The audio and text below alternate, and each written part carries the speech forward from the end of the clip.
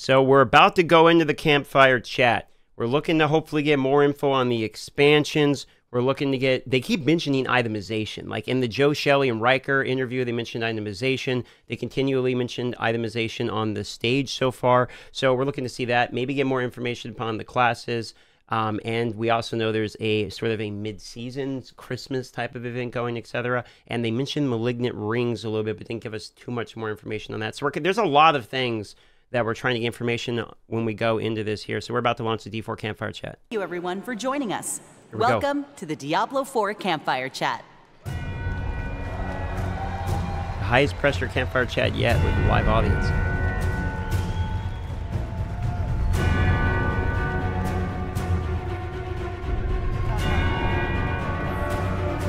We got 5 people this time. There's our boy Adam. Welcome to BlizzCon 2023. Wow, this is crazy. This is awesome, seeing so many people. Very, very different than our streaming studio back in the office for sure. But thank you all for joining us on a very special version of Diablo's Campfire Chat. We kicked off this program as a live stream, as you all know, and it's an amazing feeling to see us actually do this here in front of a live audience now at BlizzCon. We have some news to share with you, and before we get into it, I do want to welcome and learn more about our wonderful panelists here for today's Campfire Chat. So let's who do we got? New faces. go right into it. Brent. Hi, everybody. This is your first. This is Brent's first time up here. Can you tell us a little bit about yourself? Wardrobe. I know. Look, it's for a very good reason. Okay. Don't worry. Green We're breaking a little color tradition up here. Green for Diablo. Yeah. Right. Yeah. So my name is Brent Gibson. I'm an associate game director on Diablo 4. I was a part of the Vicarious Visions team that came together with Team 3 a couple years ago to make Diablo 4. And I'm really excited to be up here today to talk a little bit about the expansion coming up. Yes, the expansion. Ooh. We do get expansion details. Now, I know we have multiple teams, Brent, Yes. that are working on Diablo 4. So, and you yourself are going to be talking specifically about the expansion here today. So yeah, it's great to hear that, you know, we have multiple groups working on the game for Diablo 4. But we're all one big team, which is the exciting part. Yeah, very, very big team. And of course, you know, based off of community feedback and everything that we've heard, those groups are going to be working on seasons and upcoming items, and then of course the expansion that we have here.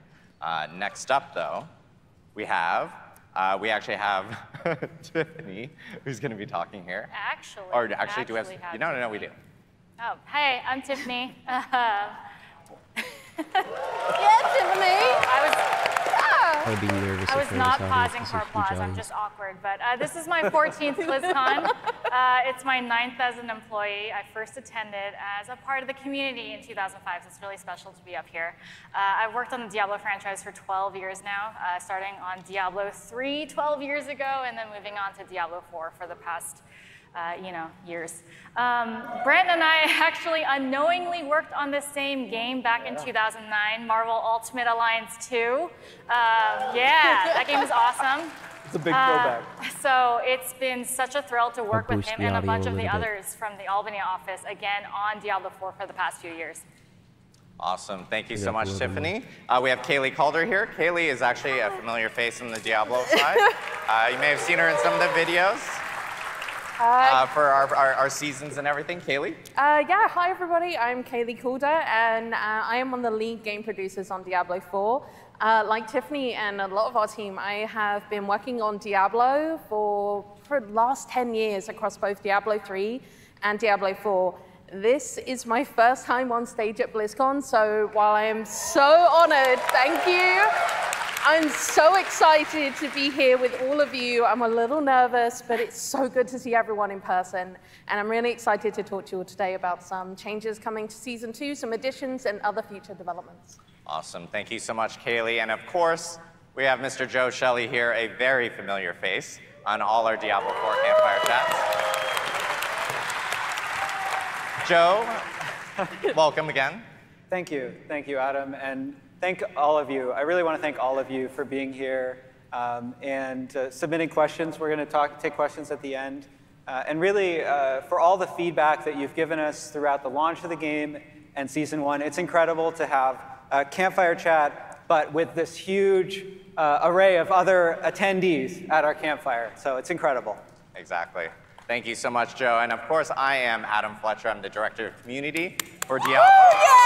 Thank you. Everyone likes Adam. So weird with an audience. And I will be today's host and moderator. I want to thank you all again for taking the time to join us on this very special Diablo 4 campfire chat.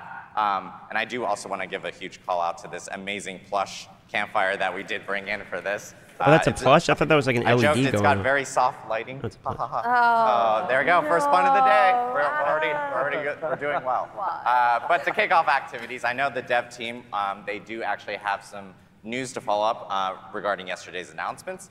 So let me actually pass it off to the team. So, Brent? Yeah, we're really excited to show the sneak peek for the next chapter of Hatred. We've been on pins and needles to share some of the information from the expansion for a very long time. And it's going to be taking us to a brand new place. And it's really cool because it's actually in contrast to that dark Gothic setting that we're used to seeing in the main game. We're going to go to some place that has a bit of a different flavor. So for those of you who are new to the franchise, it's going to be new, it's going to be fresh. But for some of you who have been with us all along, we're going to go take a trip down memory lane and actually go to a place that's a little nostalgic. So with that being said, let's take a look. Okay, here we go. We get to see some snippets. We have each played a part in what has happened here. You abdicated your choice to this child. And with every step she takes, I grow stronger. There will be no salvation in the light. Reminds me of Act 3 of Diablo 2. So it's obviously Mephisto doing the voiceover, and she captured them, and he's been using this the whole time to have the storyline. There Right? we have it. It's so cool to see on the big stage. You know, Diablo 4, Vessel of Hatred, coming in late 2024. Yeah. I mean, Brent, what does an expansion mean for Diablo 4? Well, first off, I want to talk a little bit about breaking the color convention. You've been giving me I've got green shoes all on. sorts of grief over my green jacket. I like the green. Yeah, so Green's not the color palette, I guess. For us, expansions are important because it's a great opportunity to take one big cohesive step forward. You know, when it comes to continuing our dark story, exploring the new region we're going to talk about today, or even new ways to play with new monsters and a new class, we want to make sure that all of these things go together in a really nice way. And I've been joking for a little bit about how this is kind of like making a really good burger, right? You want to make sure that you're pulling in all of the ingredients that you need so that when they all come together and you take one big bite, all those flavors are working together. And so for us, that cohesiveness is really important. So you say burger. There are a lot of variations of burgers. There's like single burgers or like maybe a double-double from In-N-Out or something like Hey, that. man, I'm getting What? Hungry now. Yeah. You What- know, I mean, coming from Albany, In-N-Out, I'm down. That's great. So what kind of burger is this? That's a good question. You know, I guess I look at it as kind of like a bacon barbecue burger with all the classic ingredients, but with like jalapenos, right? Like throw something in that's a little bit spicy, a little bit different. And a so you little have bit green. And a little bit green, that's a good point. I didn't even think about that. Apparently. So yeah, we want to make sure that we have all the nice traditional ingredients that speak directly to the core of our audience, but we're also offering things that are new. Awesome.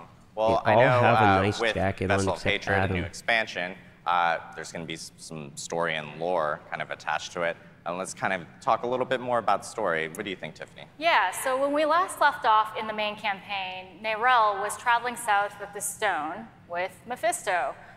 He got himself trapped in there again, as you know he tends to do. She's been following the footsteps of a prophet of light, looking for a way to deal with this stone and the prime evil that's trapped within. Now, she's a really fascinating character because she's a child, but she's been through a ton of trauma, so spoilers if you haven't played the main campaign of Diablo. But here she is directly challenging the influence of a prime evil, something the Haradrim have always famously failed at. So for players that might be jumping into Diablo 4 for the first time with the Vessel of Hatred, they'll have the choice to either play through the main campaign or jump directly into the new chapter. There will be a recap in the game, so you'll have full context to all the events of Sanctuary that played out in the main campaign. So don't worry, you won't miss out on anything if you want to just see what's happening with Neyrelle and explore those jungles. All right, I love this picture. He's real creepy. It looks like he's coming out of a mud bath of sorts. So this is Mephisto. Now, he is my favorite prime evil. I think he's just a badass. If you don't know who he is the Lord of Hatred, and he is the father of Lilith. So I believe that makes him... Yeah, granddaddy of Mephisto. Granddaddy of Sanctuary. Grandfisto? Yeah, something like that. Yeah. Sounds grouchy too. Yep. So Mephisto did not intend to be trapped in the stone. Like I said, they're very bad at that. It tends to happen. So he's, as you heard in the trailer, every step of the way that Neyrelle is taking with him, he is pushing against her, constantly trying to unravel every single moment that they have together. It's in this next chapter in Vessel of Hatred, we're going to find out what is his fate with this stone and what's going to happen with Neyrelle. Yeah, so with Vessel of Hatred, you know, we even saw it a little bit in the teaser. It seems like we're actually going to be, it's going to be taking us to a new place. I know you guys have actually mentioned Nahantu. Can you tell us a little bit more about Nahantu, Brett? Yeah, so we're going to a whole new region called Nahantu. Now, for those of you guys who know the history of Sanctuary, you know that heading south actually means going to Torjan. When we started off with the expansion, we decided as a team to really think about how we're referencing cultures moving forward. And for those of you who may not know, the Torjan people are a real people. And they're an amazing culture. They have beautiful traditions. You should totally look it up. But for us as creatives, we want to make sure that we're always in a position where we're being inspired by, as opposed to lifting from. And so because of that, we decided to review some of our names and make some changes. So how are we kind of doing this in game? We've actually decided to fold it in creatively. So for those of the people who are outside of the region, you know, maybe you were from the Dry Steppes, you know this place as Torjan.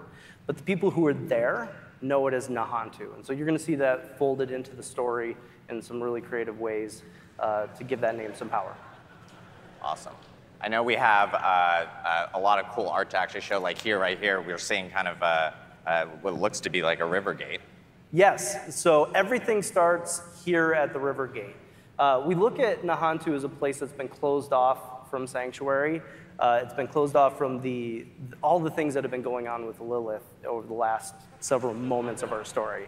And so you can imagine this monolithic statue where the doors have been closed for the last several decades, and now they're open. And we're going to see what happens with Neyrelle as she passes through these gates. If you look at this next image, we like to look at the jungle as this place that is a wild and dangerous place. We also love the idea that it's a living, breathing character of its own. It has its own personality. It expresses itself in different ways throughout the game.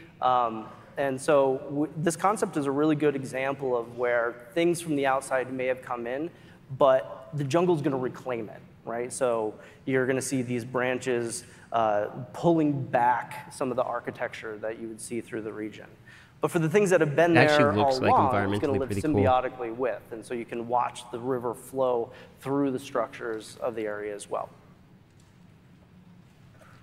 You know what? This is actually one of my favorite concept pieces that we've made for the expansion so far, because even though it's an environmental scene, it really just shows the depth and scale of the jungle, which is not really like a place we've ever gone to before within Diablo 4 so far. And it really inspired the team as well when they saw it, that feeling of like scale and age, I guess, is a good way of describing it. The idea that these roots are so old that they stretch across the chasm. Yeah, I'm kind of hoping we get to like you can see this there's stuff a coming in very season small 2 character today, in the middle of that branch. hard to see. It's like, Pretty yeah, cool. it creates a sense of scale Well, I wonder that how long this allows chat's us to gonna be. do a lot with the environment. We're about a right? third of the So way it's not through the just chat trees in already. the area. These trees are actually fixtures or structures of the place as well. You know, we've seen a lot of environments, and I know there's a lot of also architecture here in the haunt too. So can you show us a little bit more about that as well? Yeah, so this is a great image that starts to show how we wanted to integrate a lot of the natural features of the world in with the architecture. And so you can see how art the river is constantly flowing looks with good, and though. around this piece right here. All of this starts from a place called Kurast. So for those of you who've been with Like us the for a while, environment they're going with. Kurast is an iconic place that sits in the heart of the jungle. And it's not just a town, it's not just the capital, it's a sprawling city. So you can imagine a lot of these structural elements popping up all over the place, spreading across the entire jungle. And this is just one piece that shows the potential of that. If you take a look at this next one, I love this.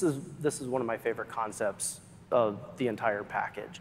This is a perfect example on how we're folding in that living, breathing jungle into the architecture. I got to give a huge shout out to the team. The level of detail that we put into this is absolutely incredible. They pay attention to our environments just as much as one of our characters. So all the detail that we put into Lilith or Inarius is the same amount of detail as you would see in a piece like this. So big shout out to the team for what they can do. Yeah. So I know you shared a little bit about like Kurast, and you know it's a very recognizable place, like or in the Diablo history. Like, can you get into a little bit more detail for us of like some of these maybe recognizable places that we'll kind of come across? Yeah, I love to talk about these next few concepts here. So I was a big player of Diablo 2 myself, so you may recognize some of these places. We keep talking about bringing you back somewhere nostalgic. So we're going to start with the dock towns. So you can visit the original Kurast docks from D2 in Act 3. And through time, it's changed. It's been 72 years since the events of Diablo 2 in the world of Sanctuary. It has been 72 years in real life. So I'm excited to jump in there and see what the denizens have been up to, see if there's anybody that's still around from the past 72 years. And like Brent and Kaylee were saying earlier, a concept piece like this really gives me this incredible sense of scale in the world of Sanctuary, and I'm super excited to explore areas like that. We know that locations like this really set the tone for successfully delivering on that nostalgia and embracing that legacy of the Diablo universe. Yeah, reminds me a lot of D2 Act 3. I mean, So I the guess capital it's Kurast is something that we've cool. always wanted to know more about. So this is a clip that's actually from the teaser that we've showed you a couple times now. And this is that incredible ziggurat with really, really creepy Grandpa Mephisto talking over it. So we've always wanted to know what's under the ziggurat. What's amazing about this is that for the dev team, this is one of the earliest sources of inspiration when we started working on the expansion. And so seeing it make all the way from original concept into the actual teaser that we showed this weekend is really exciting. So we've got one more really, really cool place to show you. So this is the temple city of Travancore, and it's where the Horadrim originally imprisoned Mephisto in his soul stone. It's deep inside Kurast, and I am so excited to go in there and see what's happened in the last 72 years. Joe, what do you think? I hope I don't get slowed by hostile blizzards again. But it's going to be really cool to dive under Travancore and sort of revisit that area. It's such a memorable area from D3. Yeah, Travancore was super memorable. Act 3, everyone remembering as they're fighting the council there. So it's great that we can revisit that here in Vessel of Hatred. And of course, a big question I know that people have with Vessel of Hatred, does that mean a new class is coming? Brent, Here we go. Class do you info. have any Okay. more info, All right, we're getting some info. that you can share potentially? I'm sure a few of you have been on Reddit asking questions about the new class. It's the #1 question we've been getting all week. You know, when we started off, we were still making the main game. And I'm really proud of the fact that we delivered 5 classic classes, right? We got that great feeling of all of them spread around the campfire. It felt really, really good. And so when we're talking about the expansion, we had a decision to make. We're kind of at a crossroads of, do we do another classic, or do we do something new? And the team really thought about it hard, and we felt we have a responsibility to actually bring new things to Sanctuary. Like, this game is really big, this world is very big, we need to continue to broaden it, and so we made the choice to go with something new. So you're saying new here, and we're seeing a lot of jungle environments, obviously. Yes. So does that for sure rules out something like the Witch Doctor? Yes, that for sure rules Yeah, out the Witch it's Doctor. absolutely a brand new class. It is not the Witch Doctor. All right. No Witch Doctor. We've been hearing a lot of like, it might still be the Witch Doctor. And I'm like, I'm pretty sure we said new class. So awesome. That was great that we got to see kind of like, and get a little bit more information about Diablo 4 Vessel of Hatred. Again, Diablo 4 Vessel of Hatred is coming out in late 2024. We'll actually have more news next summer about Diablo 4 Vessel of Hatred. Green. Green. Very green. Great. Going green. I'm glad you're color coordinated for this, Brent. So, but we do want to talk more about some of the other items that we talked about in the opening ceremony yesterday. And so, Joe, I know, wants to talk a little bit about Season 2 and what's coming forward. Yeah, absolutely. So, we've had, as I said here earlier when I welcomed all of you, we've had so much community feedback, and it's been incredible for us to be able to release Season 2 and bring a lot of those changes to you. You didn't say anything about the class. And I think we just have, said it's not the Witch I think we have a roadmap here.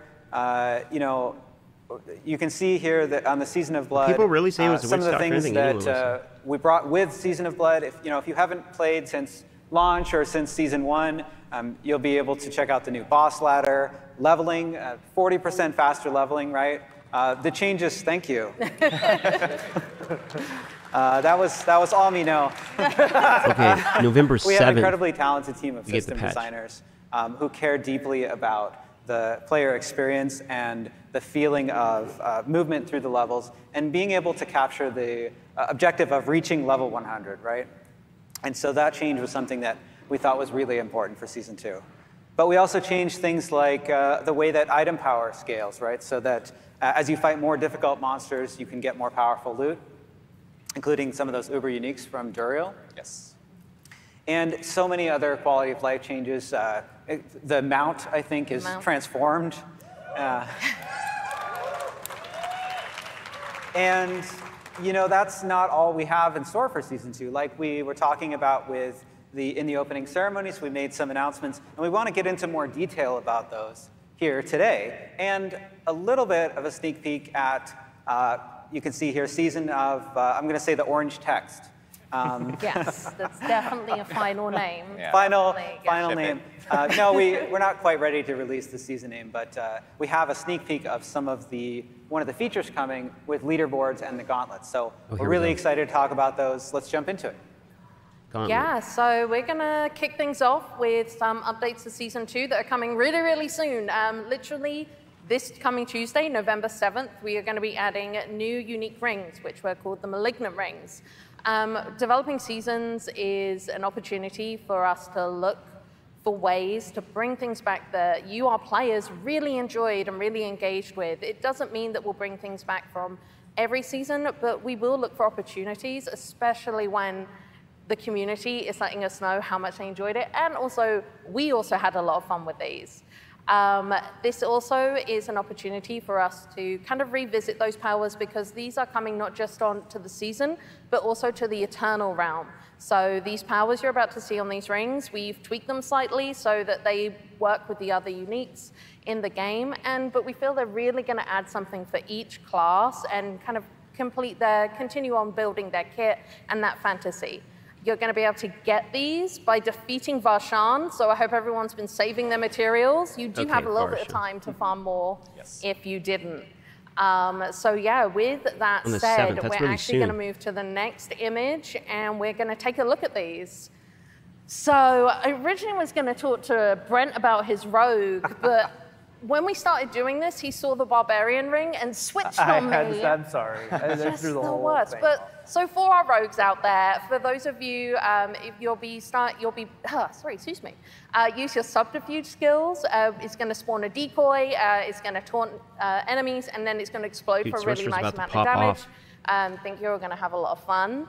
Adam, and this is for you and the rest of the sorcerers out there. Yes, Ball Lightning crew. Yeah. Well, okay, maybe hopefully, maybe this will, you'll try something a little different than just Ball Lightning.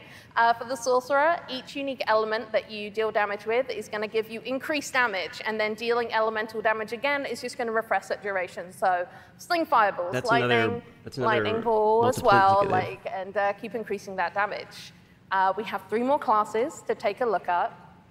Pretty good. So next up now is the Barbarian. So for our Barbarians out there, when you use, there you are, I knew you were out there somewhere. When you next cast Hammer of the Ancients, Upheaval, or Death Blow, it's guaranteed to be a crit. And that crit's going to deal bonus critical strike damage as well. That's pretty good. Exactly, so hit them hard and hit them often, guys. And I definitely know there's a few druids out there, you guys who don't want to forget about you. Exactly. Oh, druids got the loudest crowd here. I know, Yeah. 100% druids. So for druids, when you are casting your ultimate skill, it is going to draw enemies in and deal a huge amount of damage based on your willpower. It will do that when you cast your ultimate and then 5 seconds after. And then lastly, the Necromancer. Necromancers, rise up! I mean, the Necromancer one is really disgusting, of course. It's actually 3 Necromancers up here, because 3 of us are playing it this season. Total coincidence. Boys. So we all love this power, and we know everybody else loves this, so we are bringing back that walking near your corpses is going to automatically activate one of the following skills, which is Corpse Tendrils, Corpse Explosion, or Raise Skeleton. So yeah, that is that's a W. That's going to be the Malignant Rings. If they continue doing the thing where they make seasons where they test stuff and then they add the good shit in, like that is a good strategy. Awesome. After time, the game will just slowly ramp and get better. That's actually a good strategy. And I mean, again, they don't have to bring everything. We're super excited about bringing in these Malignant powers from Season 1. Thanks to community feedback and you guys actually wanting these powers back in, we were able to get these in these new rings that will be coming out on Tuesday. And again, patch notes actually are going to be available on Diablo4.com for that patch immediately after this panel. So you guys can actually see what's in that update for players on Tuesday, which is awesome to see. So, but we do also have some more information to talk about. Even more stuff. Yes, we have some more events taking place in early December. Kaylee is going to jump right in. I'll kick us off. Yeah, December 5th is our next update for Season 2. And we've got some additional updates coming in, some quality of life things, and then something Joe is going to talk about. But I'm going to talk about some additional changes to the Occultist. Chris mentioned this yesterday in opening ceremony. So for those of you who may not know, Enchanting is what allows you to replace an affix on an item with another. And those that are familiar with it will notice when you go and visit from December 5th, there is a new view affix, possible affixes button. I can't remember it. Yeah, view possible affixes. And when you click on that, it's going to give you a list of the affixes that one could roll into. So that way you're not kind of just blindly guessing and hoping that the one you've picked is going to give you. We think this update, along with the gold changes we have made, is really going to help everybody optimize their builds and continue to have fun in the end game. We have also heard feedback about affixes and how some of them aren't serving you in the ways you want. We do have plans to talk about both changes to affixes and itemization in the future, but we're not quite ready to talk about it right now. Yeah, that's right. This is a really important change, and itemization is one of the, itemization and endgame are the 2 things that we're laser focused on right now. We're going to talk a little bit more about that right up here next with Avatar Zir. Yeah, and you know, it's awesome to see these occultist changes because obviously community feedback has been, we've heard you guys like that it, you know, blindly choosing different affixes has been very, very difficult, but with the changes with the cost plus this will be much better, and this update, of course, hitting on December 5th. But other feedback that we've heard a lot about, and Joe knows this as well, has been about endgame. And so I know you wanted to talk a little bit about a new kind of endgame feature that's coming in Season 2. So Joe, yeah, do you want to talk a little bit about? Yeah, so we want to add more endgame, and then we want to add some more endgame, and then some more. We're going to add more endgame. Yeah, we're going to add some more after that. Okay, Love to hear that. And in particular, permanent or evergreen endgame features that extend the challenges and reward opportunities from 50 to 100 and after you've reached 100. And so Abattoir of Zir is a 100 plus new thing that we're trying here. This is a seasonal endgame event. So it's temporary, and we're really interested in paying attention to how all of you run through it and your feedback on it for the future of, maybe we'll bring it back. We'll see how it goes. But you probably want to know more about it than just staring at this red portal, right?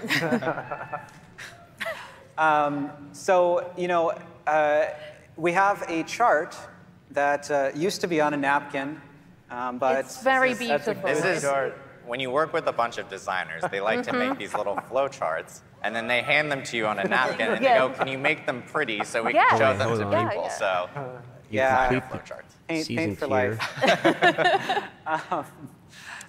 So you can see here how the flow of Abattoir of Zir will work. After you complete the final step of the season journey, you'll be ready to face off against the Abattoir. And this is a very, very difficult area. You're going to need to bring all of your skill, but also you're going to need to bring the very best builds. Not every build is going to be able to succeed in Abattoir of Zir. And that's why it's positioned like after you've really defeated Echo of Lilith, you've defeated Duriel, you've got your Uber Uniques, and you're like, what's next? What's the next challenge, right? And the Abattoir is meant to be that. So you're going to get a recipe for the first tier of Abattoir of Zir. When you complete that first tier, you're going to get a recipe for the next tier. And so this is I want to state that grind, there are 25 tiers of Abattoir of Zir. And that's fewer tiers than there are of Nightmare Dungeons. But each tier of the Abattoir is much more difficult than the tier before. This is like Paragon levels. This is not the same as Nightmare Dungeons 70 to 71. It's an infinite grind in which you can. And you're also going to get a ton of Paragon Glyph XP. So I know some people have expressed that it can be hard to level up all your glyphs through Nightmare Dungeons. That you're going to get so much from this event. And you're going to need it because you're going to want to level up this new unique glyph that you can get as a reward for completing the Abattoir. This glyph, the Tears of Blood, is tied to the event and is also persists during the duration of the event. 25 tier but it will be max. incredibly useful for increasing your character power so that you can take on those tougher tiers of the Abattoir. You can see that it has a larger radius than other glyphs. It can grow even beyond that. It has multiplicative powers on it, and it can be leveled up to 200 times. So it is still a capped level, but it has a lot of progression in it. Awesome. 200 Lots of stuff coming here. December 5th. We got the Occultist updates and Abattoir Zero, which is the end game that we just talked about. And that will run through the end of Season 2. So players can expect, to be able to go through that starting on December 5th, which is great to hear. But we also have even more events in December that we do want to talk about. One that's a little bit more festive. We mentioned it yesterday. Kaylee, I know you want to talk a little bit about Midwinter Blight.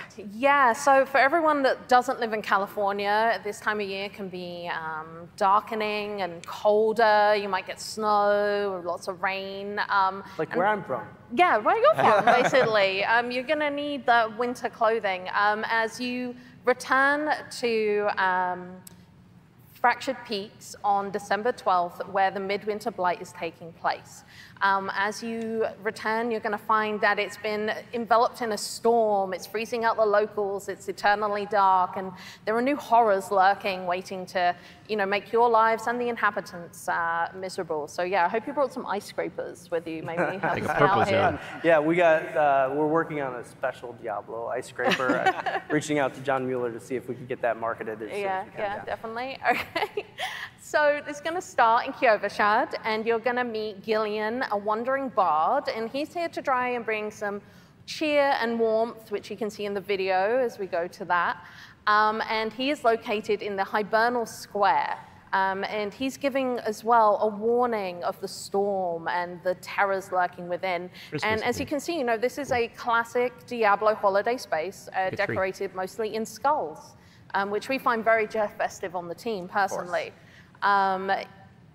Yes, and at its center we have the Totem of Midwinter, which plays a part in the event itself, but I'm not going to spoil that, and we'll kind of go into that. So what's happening outside Kyovashad? You're going to head back out into Fractured Peaks, you're going to explore the zone, and you're going to encounter some sinister snowmen, or what demons consider snowmen, that we're calling Frigid Husks, which, yes, they're beautiful. Yes, very beautiful. I will note, and I don't actually know if Rod Ferguson, our GM, is here. He is making me insert this wonderful pun. It's all Rod. He was like, as soon as he saw him, so Rod Ferguson, trademark pun, Frosty the Goat Man is what he likes to call these. I thought you were meant to sing that. Yeah, Frosty the you know. Goat No, Man. we're nixing the singing. No singing, okay. All right, so who's building these? I mentioned demons, so you're going to see some familiar faces, but they're under a new allegiance. These Blight Fiends have new tricks, new ways to terrorize and harass both you and the locals, and they're just generally causing mischief and terror under the orders of their leader, who is the Red-Cloaked Horror. He lives in the darkest corners of Fractured Peaks, emerging only with the storm. And he is going to, you know, be really, really mad at anyone disrupting his plans, and he's going to try and make you dead. I think he looks really jolly, personally. I'm a big fan. Again, another Rod Ferguson pun. Here we go. And this one I will sing. Oh, I will. Okay. Rudy the Red-Cloaked Terror. Oh, God. There we go. All right. Just leaving now. We're done. He doesn't even have a nose. Yeah. That's the problem. I know. Rod has the worst puns. We know Okay, that. So. all right. So what are you going to be doing? You're going to be heading out into Fractured Peaks. So we're going to bring up a video of some of the kind of gameplay a little bit here. You're going to encounter the Blight Fiends, having a really jolly time. They are you know, there they are. They are. This is the cutest little, Yeah, well, we're going to ruin their day. Yes, exactly. Like snow globe of these. Murder, destroy those snowmen. And you're going to engage in a number of events that are unique to Midwinter Blight, destroy Frigid Husks, defeat the Blight Fiends, and if you disrupt things enough, you may end up summoning the Red-Cloaked Horror himself, who's, as I said, very annoyed at you. And participating in these is going to give you resources that you can take back to the Hibernal Square to progress the event. And And No, it's a some world rewards. event. Right, the rewards, because what's a festive event without presents and gifts and, you know, things in general? So we have a number of new cosmetic rewards that you'll be able to earn through participating on the event itself. So these are selection of weapons, Those are cool. and then we also have some Christmas really cool cosmetics. back trophies. I really like them. They've got Cool back bells, and there's some wreaths and lots of skulls, because we do like that here. We have a theme, and we're going to stick to it. I like holiday events So and this games for starts on collectibles, December personally. 12th. Really hope everyone comes and slays with us. There we There go. you go. Got a one Kaylee in. pun. There we go. Yeah, I did it. Yeah. So, They clapped for it. Good. I was not expecting that, actually. But yeah, so yeah, that's Midwinter Blight. Awesome. It's great to hear more information about all these updates coming in. And Midwinter Blight's great because community feedback has been, we've heard a lot of people wanting more cosmetic options. And so now you have the ability of actually unlocking some skulls, some bells, Yeah, some really holly free cosmetics. that you can actually incorporate to your character holiday events. with They're Midwinter simple. Blight. But all this information is going to be available again on a blog on Diablo4.com after the panel. And we're looking forward to getting all these updates in everyone's hands for Abattoir Zir, the Occultist updates, and of course Midwinter Blight. But moving on, we do have additional information to talk about Season of the Orange Text, as you called it. That's right. Joe. So Joe, can you tell us a little bit more about what's coming there? Yeah, so more endgame. More in-game. Yeah. Good. They're saying the thing. This is such a cool piece. This is relevant to the season. Season 3. And I'm excited to find out what happens with this guy. But I want to talk a little bit about one part of Season 3. And there will be many more parts of Season 3. We're going to talk about these more in future Campfire chats. But we wanted to talk a little bit about leaderboards, leaderboard-driven trials. He wants it. This guy wants it, Okay, and so we're going to make it. Thanks, Guy. We weren't going to make it, but And so the way this is going to work is when Season 3 players reach World Tier 4, they're going to be able to compete in the Gauntlet, which is a fixed seed, non-linear dungeon where your mastery and your skill are going to be needed to achieve the highest scores. And those best scores are going to appear on the leaderboards. Now, every time you enter the Gauntlet, it's going to be exactly the same. That means the monsters and their positions, the layouts, the affixes. And because it's non-linear, you have some choices about how you're going to progress through to maximize your score. And of course, if you're playing in a party, you can choose like which direction each party member is going to go, and you really have an opportunity to optimize it. Loot will drop at the end of the timer, so you don't have to worry about picking it up on the way. And as you're killing monsters and you're opening chests, you're going to get instead these pickups called Proofs of Might. They drop from all of this types of content, and you'll have a limited amount of time to collect as many as possible to maximize your score. Cool. So at the beginning of each week, a new gauntlet is going to replace the current one, and the leaderboards will reset. Now, this is an image of the solo barbarian ladder we can see here. I want to caution that it is in development content, so some things may change by the time we get to Season 3, but we wanted to show off, to really give all of you an idea, a visual idea of like how this is going to play out. And you can also see on this next image that we have a number of filters. So there are solo leaderboards for each class, as well as party leaderboards that vary with party size. Of course, hardcore leaderboards. And then when you look at the leaderboards, you'll be able to filter them globally or by platform. You can filter by your friends or your clan. So I know I'm better than Brent. Yeah, I mean, I'm right here. You don't have to talk to me. This is good. If you played Barb, you would be able to. ooh. Necros are better. That's why we have the know Barb leaderboard. So, you know, I mentioned that these leaderboards will reset every week, but the very best players from each week's leaderboard are going to be recorded in the Hall of Ancients. This is a permanent leaderboard that will cement their legacy. And you don't just have to be the very top ranking on the leaderboards to participate in the Gauntlet. All World Tier 4 players will be able to take their shot at participating in the Gauntlet and you get rewards. Progressing to the leaderboard. So that means you don't have to be level 100 to Bragging participate rights. at all. No, you don't. In fact, if you look at this wonderful UI that we have up here, you can see that as you're leveling up, it's like a ranked leaderboard. Competing in the Gauntlet and getting higher and higher score, you'll earn these seals. And as you are earning these seals, you'll be able to climb up until eventually you get to the seal of the worthy, and then you'll be able to jump into the leaderboard. And you can show these off on your character profile in game. Awesome. Very cool. Nice. And then I know with leaderboards, that coming in Season 3, with all the information that we've been sharing here, again, I'm just reminding everyone that you can end up checking all this out on the site afterwards. We'll have all the artwork up there. And of course, all the information that we provided even on the expansion stuff will end up being there. And I just want to remind everyone in the community that thanks to you guys and the feedback that we've actually gotten in for Diablo 4, we've been able to, we were able to get all these amazing changes in. So providing that feedback through our forums, through social media, through Reddit, wherever you post that. They seem like they're actually let us reading know. the feedback. Even here at BlizzCon, it's a they're huge mentioning help for the whole entire team. itemization. So thank you guys again. In-game, like thank you over Diablo and community over for and making over the game a better experience for everyone. I know we do have some time for Q&A as well. We did leave a question box out in Hall A, which is the Diablo Hall here at BlizzCon. And then, of course, we asked on social media for questions through our fans that could not attend BlizzCon. But we grabbed the ones that seem to be pretty regular repeats specifically. So we'll kind of just jump right in on them. The first question, I think this one would be good for Kaylee. Will there be more intermediate progression dungeons and bosses between Tier 4 and Uber Lilith? Yeah, so we had this question a bit, and the short answer is yes.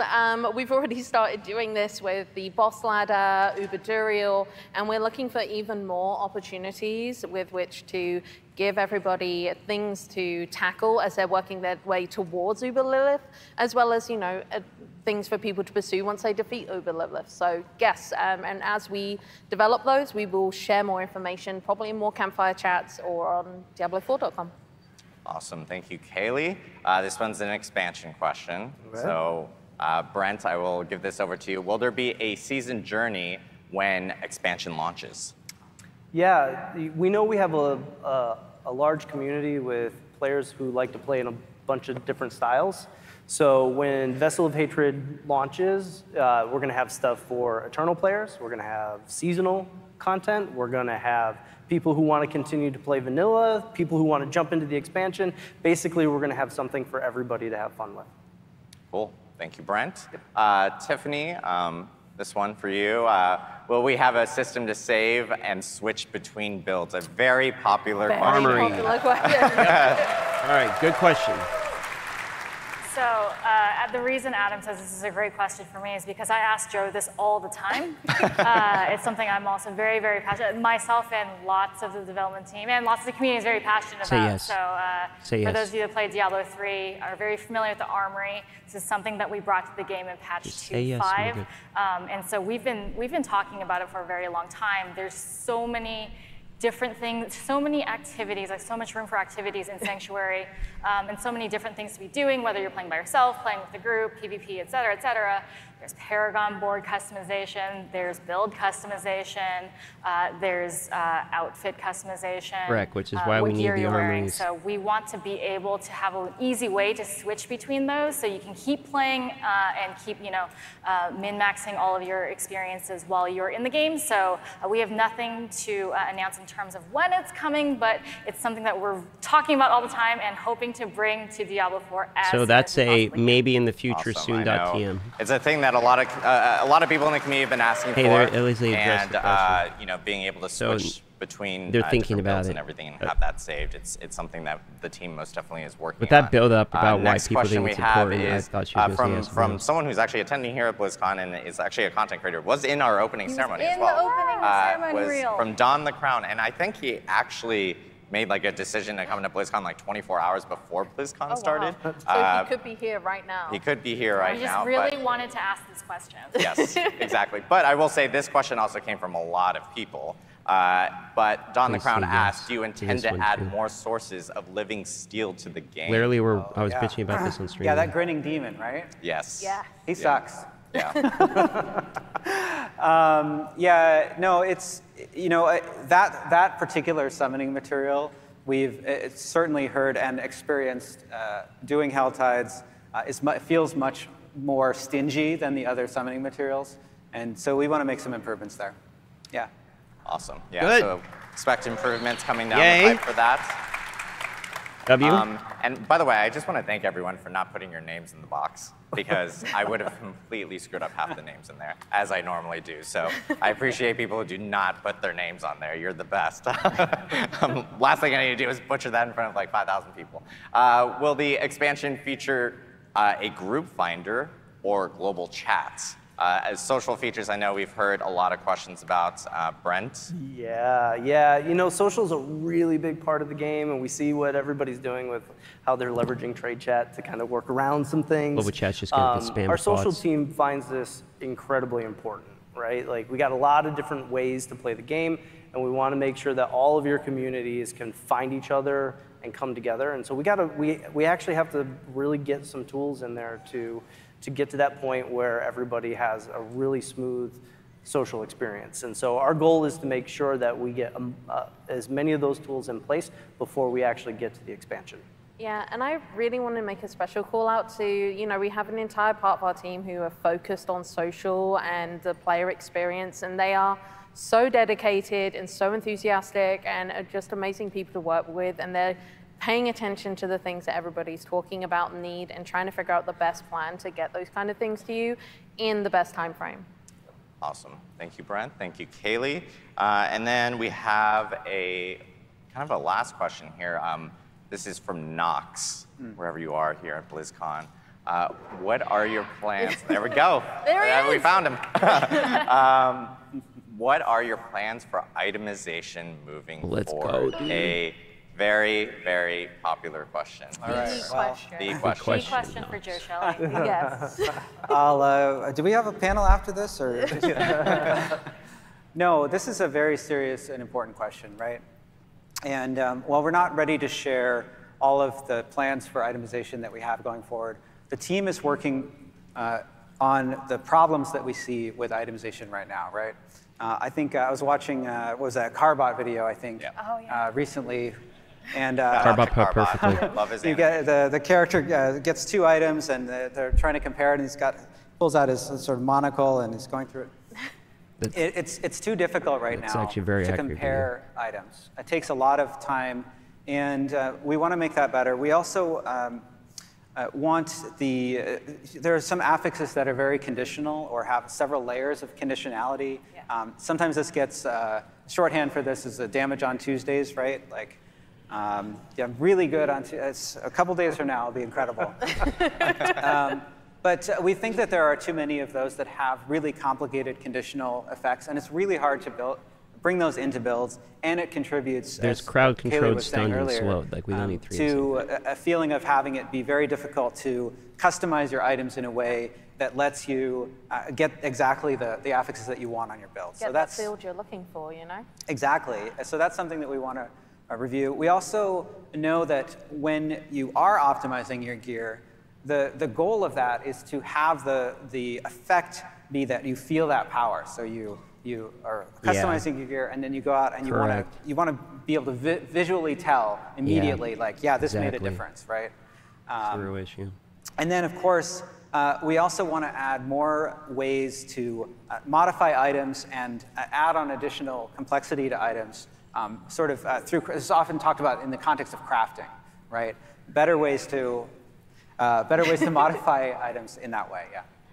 Awesome. Well, I know I'm going to throw another question at you, though, because there has been a lot of talk about the amount of aspects that are within the game. And so, you know, do we have any plans on what we like for aspects specifically? Yeah, so it's going to take us a little bit of time to get this right. Probably won't see it in season 3, but soon after that. Adam's following up. But we want to get the aspect crystals out of your inventory and into the Codex of Power. Love that. I think they agree with that. I think they quite like that. I'm glad. Correct. We're starting work on it right now, so we'd have to go back. But no, the Codex of Power is really a great repository of all of the legendary powers, or it should be, we think. And there are lots of opportunities for upgrading it or bringing affixes that you found, and we just really want to make that better. Yeah. Great. That's awesome to hear. I know a lot of people are excited to have an area where all their aspects are, as opposed to, you know, where we are right now with collecting everything for aspects and having your inventory kind of running back to the stash and putting them all in there and everything. So there we have it for the Diablo 4 Campfire Chat. We do have a lot of awesome things coming down the road. And I do want to remind everyone that, you know, this Tuesday, we have an update with 5 new Malignant Rings that will be hitting the game. You can farm Varshan to earn those rings specifically. And those rings are in Eternal and Seasonal, which is great to hear as well. And then, of course, on December 5th, we have our Abattoir of Zir. Google Abattoir if you don't know what that is. I did. It's a slaughterhouse. It's a slaughterhouse. Yeah. Cultured Adam. And then we also have Cultist updates hitting on December 5th. And of course, December 12th, we have our first holiday event hitting Diablo 4, which is Midwinter Blight, where players can actually end up earning a ton of different new cosmetics. Dress your character up in some bells, some wreaths, holly, etc. Get very festive. Exactly, get very festive. And I did want to remind everyone that we do have a Diablo Blood drive that is currently running. If you go to diablobloodharvest.com, currently the community is at 73% to the goal. Once we hit 100%, good job, everyone. Everyone gets some rewards. Good job. Great cause as well. It's for an awesome cause. You know, we're aiming to have 666 quarts of blood donated. Of course we are. So of course, gotta stay with the theme. So make sure to check out the site for more information. Panelists, do we you just have any wanted to parting say words? thank you for coming to BlizzCon and watching online. We love Diablo, and You're we love you. welcome. I can't wait to get back in front of everybody here and have more to talk about with the expansion in the future. So I look forward to seeing you all in Sanctuary.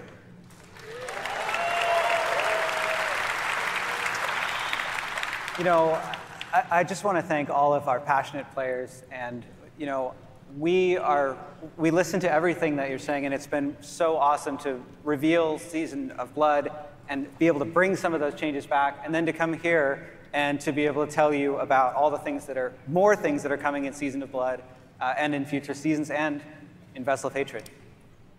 Season 2 compared to Season 1 is crazy. How much more stuff really in Season 3 compared to the first season? Yeah, I just want to say thank you everyone for making this an amazing experience to be up here. Also, hi Mum and Dad, surprise, yes, I'm on the panel. I didn't tell them.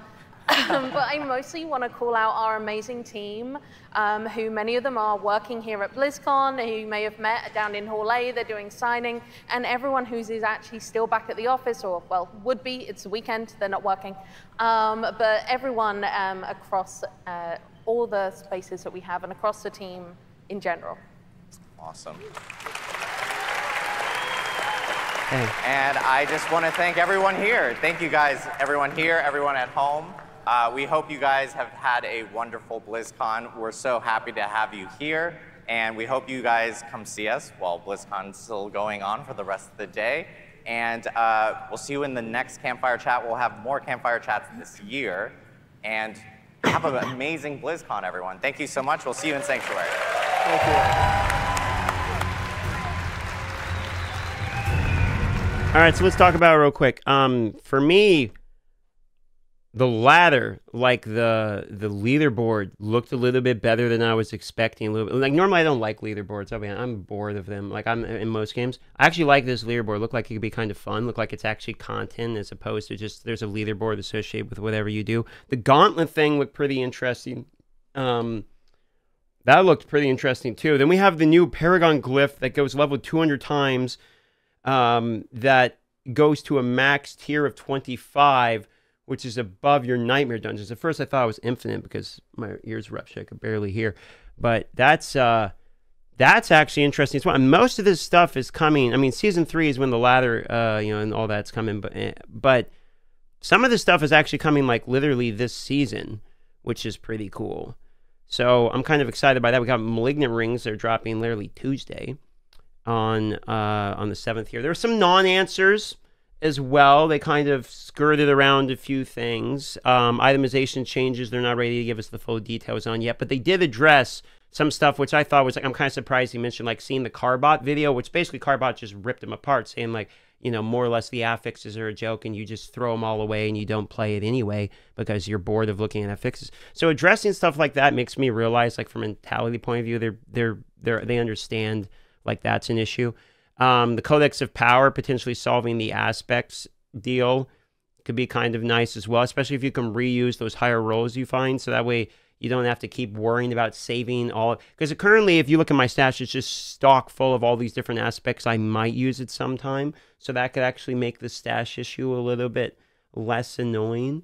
Yeah, there were some things in there that I was actually surprised about. We didn't get too many details about it. We got a little bit of like, it was basically a promo for the expansion in the beginning.